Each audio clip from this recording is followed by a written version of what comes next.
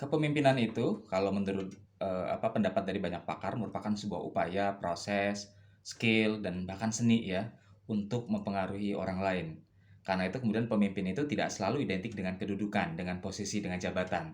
Jadi siapa saja, walaupun tidak punya jabatan, tidak punya kedudukan formal, tidak punya posisi yang kuat ya, dia bisa saja, dia tetap punya peluang untuk, bisa mempengaruhi orang lain ya dengan kemampuan yang lain ya. Makanya kan disebut dengan skill, kemampuan, seni dan lain sebagainya.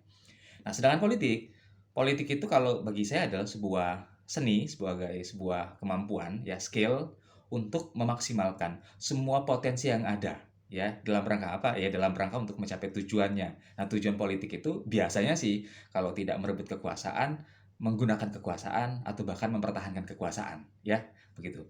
Nah, dari dua definisi tentang politik dan juga tentang kepemimpinan, kita mempunyai beberapa insight. Yang pertama, ternyata ada kesamaan ya antara kepemimpinan dan politik. Sama-sama dia tidak tergantung dengan posisi. Ya kalau kepemimpinan tadi dia tetap bisa mempengaruhi orang lain walaupun dia bukan siapa-siapa, walaupun dia tidak punya kedudukan formal. Nah, sedangkan seorang politisi ya, dia harusnya tetap bisa memaksimalkan semua potensi yang ada, semua resources yang ada, walaupun bisa jadi potensi itu, resources itu tidak ada dalam dirinya, tidak ada dalam jangkauannya, tetapi ada di luar dirinya ya, atau bahkan di luar organisasinya, atau di luar partai politiknya ya. Jadi sama-sama beyond ya, sama-sama kemampuan yang memaksimalkan, sesuatu yang berada di luar dirinya. Nah, itu satu. Yang kedua, dan ini penting ya saya kira teman-teman semua, bahwa ternyata untuk menjadi seorang politisi, teman-teman harus menjadi seorang pemimpin. Ya, kita tidak akan pernah bisa memaksimalkan potensi yang ada, apalagi yang berada di luar diri kita, kalau kita tidak punya kemampuan untuk mempengaruhi. Ya, kalau kita tidak punya kemampuan yang kuat untuk mengendalikan, mempengaruhi hal itu gitu. Jadi pengendalian ya, pemaksimalan, optimalisasi semua seluruh resources, potensi yang ada, baik yang ada dalam diri kita maupun yang ada di luar diri kita, hanya bisa kita lakukan kalau kita punya kemampuan yang kuat dalam hal kepemimpinan.